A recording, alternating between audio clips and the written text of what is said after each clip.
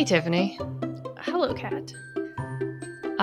This is a mini episode, so we're going to be quick about things. And I was thinking while we were going through season 2, which we talked about waste, like, why are we villainizing landfills so much? And I think we went into it some in the recycling episodes about why landfills are bad, also in the one about composting.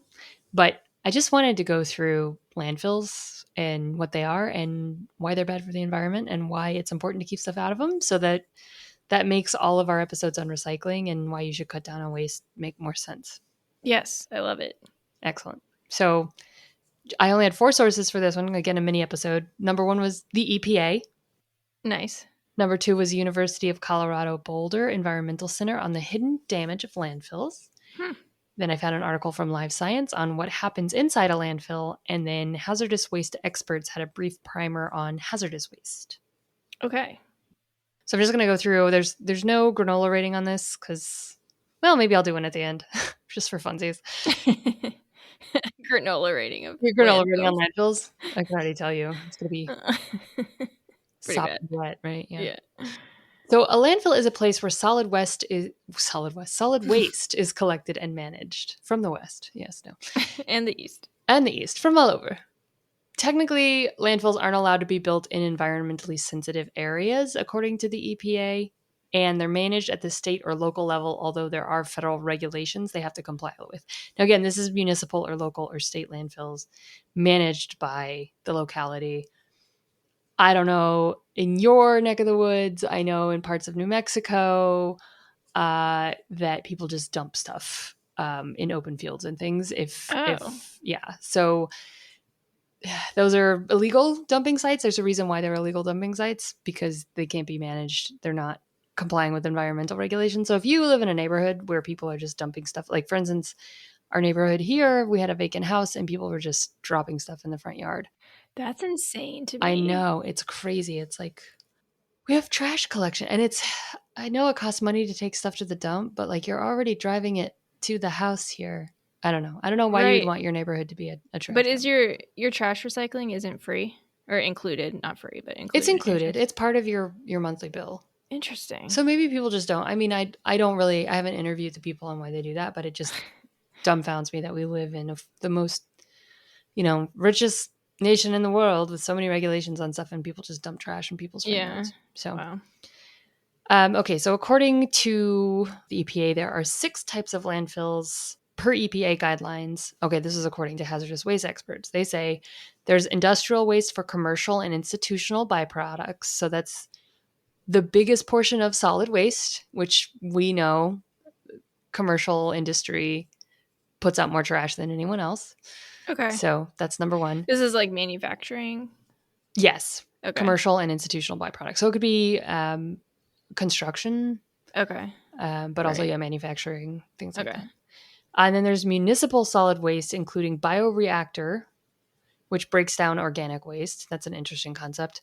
Then, actually, I was wrong. Construction and demolition debris landfills are separate. So they're not, so it is manufacturing and industrial byproducts are number 1.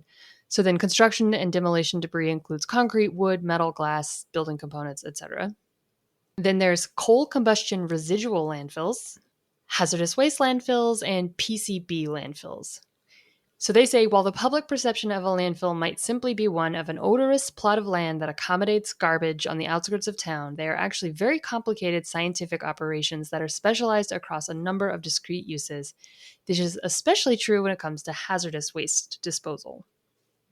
That is really interesting, because I always thought of it as like one heap. Yeah. And again, I think it's because we don't work in industrial waste, right? Mm-hmm. We're marketing writers, so, and we work from home generally. So like the waste we think about is our own individual composting and all the clothes we buy that we throw away and things like that. And again, individual contributors, while we do have an impact, we are not the greatest impact in terms of landfills in the world. So, right. And it does make sense, because my local landfill or my local waste facility has like different sections that you take household waste, like yes, like wood or construction or stuff. paint. Or You paint, take your yeah. paint or your batteries to a separate section. Yeah, there's like household hazardous waste, but then there's like this whole, I think if it's wood, I'm trying to think. If like it's wood, lumber, they will use it to create mulch or something. And then if it's like a wood just chipper.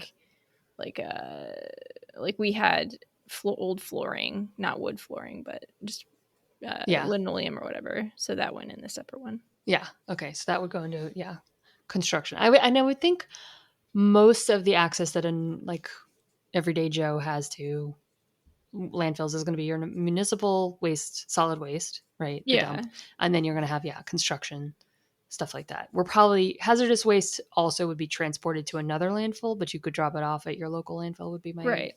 Okay. So here's how landfills work according to Live Science.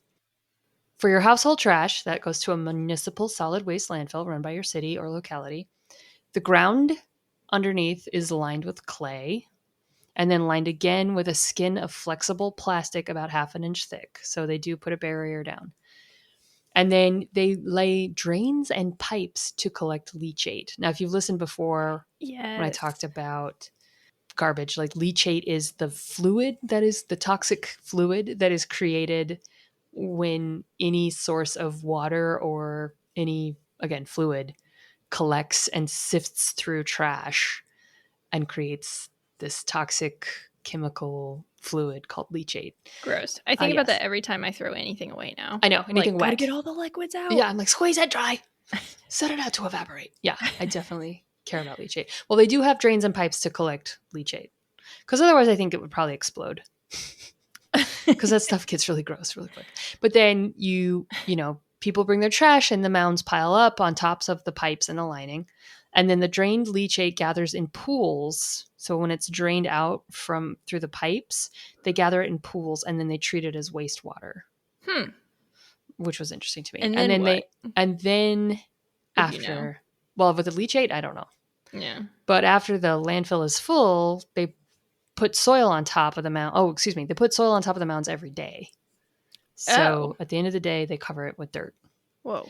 And then they're meant to store garbage, not break them down. Yeah. So that's something people, I mean, we talked about that.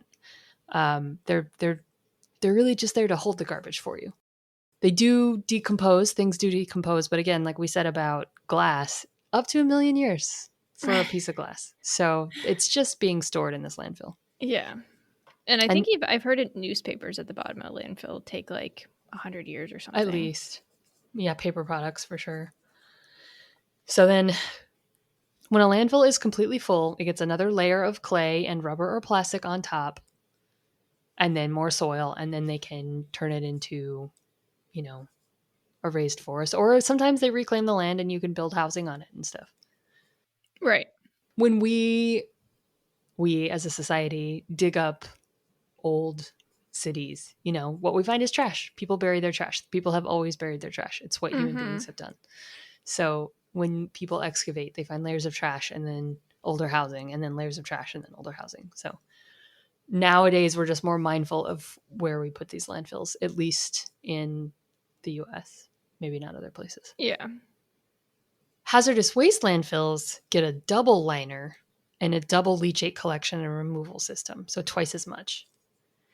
They also have run-on and run-off and wind dispersal controls to keep things more under control. And then they have ongoing quality assurance monitoring. So those are the standards that hazardous waste is held to. I didn't get a list of what hazardous waste includes, but I'm pretty sure it's paint, oil, not nuclear waste, obviously. That's something very separate. But, Yeah. the things that you're not allowed to throw away in your local landfill. Mm-hmm. And then the PCBs is polychlorinated biphenyls.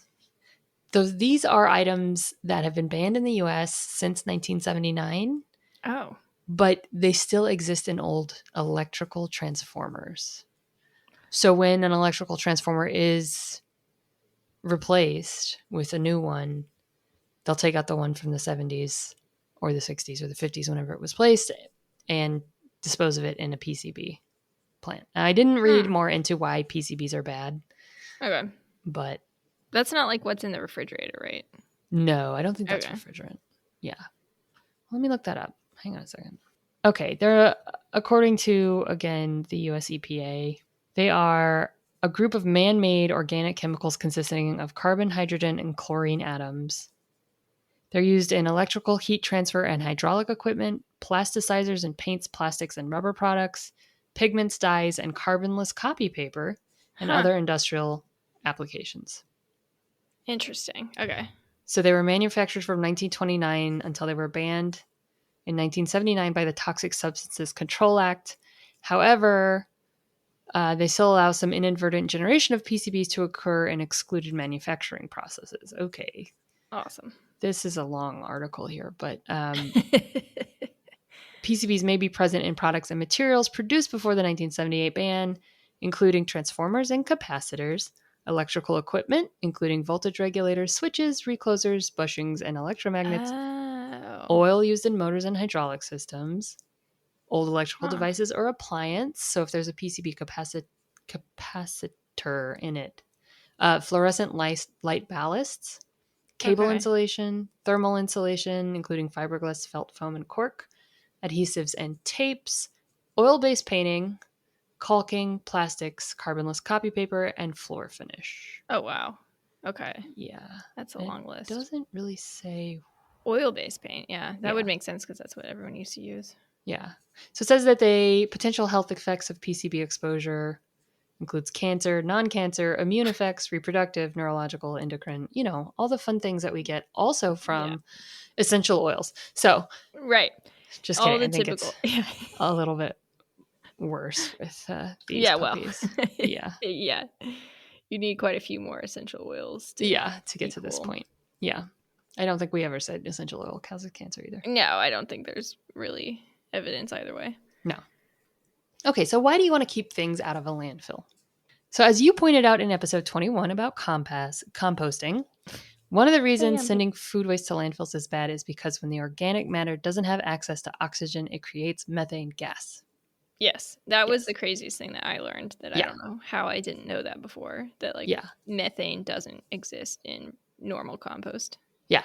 Well, methane creation. Yeah. Yeah, because of exposure to oxygen. Mm-hmm. So according to the CU Boulder article I read, methane is 84 times more effective at absorbing the sun's heat than carbon dioxide, which makes it the most potent greenhouse gas contributing to climate change. A lot of times. 84 times. Yeah, we're all like, oh, carbon dioxide's bad, but it's really methane that's the worst. Live Science says that most modern landfills collect methane in pipes placed above the trash so that the garbage mound doesn't spontaneously combust. Okay. And then they either release it into the air or sell it to be burned as energy. I was wondering. Yes, and I think it's probably easier to release it into the air than to sell it to be burned as energy. Okay, that is really interesting. So basically they collect it so it doesn't explode. Yes. But they don't necessarily use it. Right. Again. Oh my God. It could just be fascinating. Released. Yeah, right? Now, they also produce carbon dioxide, water vapor, and other gases that contribute to smog if they're left uncontrolled. Okay. So, and how high-tech is your garbage dump going to be? I mean, it depends on where you live, what kind of taxes you pay, things like that. And again, if people are just dumping in an empty field, none of this is happening. Right. Creating landfills usually means destroying natural habitats. Now, even though the EPA does regulate where they're allowed to be placed, the average landfill is 600 acres. And there are 3,000 active landfills in the U.S., so that's 1.8 million acres of wildlife habitat lost. Wow.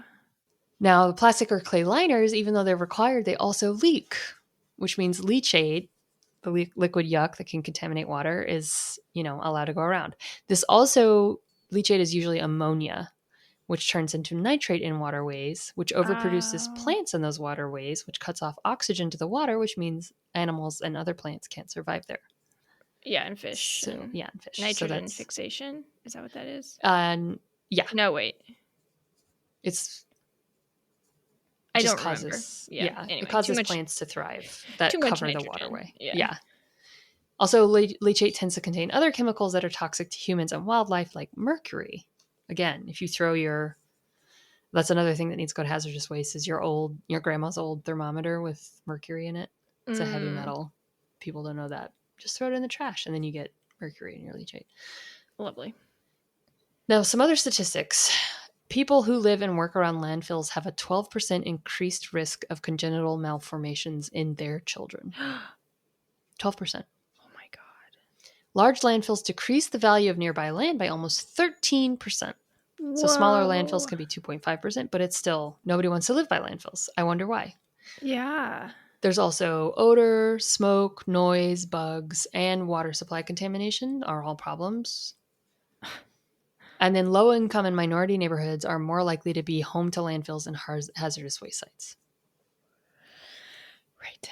So they're bad for people. I mean, I think we all knew that, but just hear those statistics out loud, and it always just sucks to remember that in America, the only way to be safe is to be rich, you know?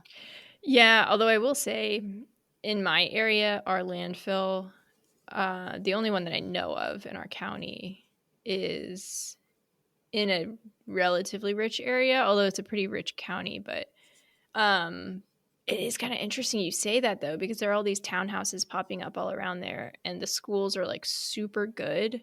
Yeah. And so we looked into them, but the house prices are much cheaper than anywhere else around in the area. I'm like, I wonder if that's why. Probably the proximity That's of the landfill. so crazy. And I wonder about water quality and things like that. That's what I was thinking too. Wow. So, yeah.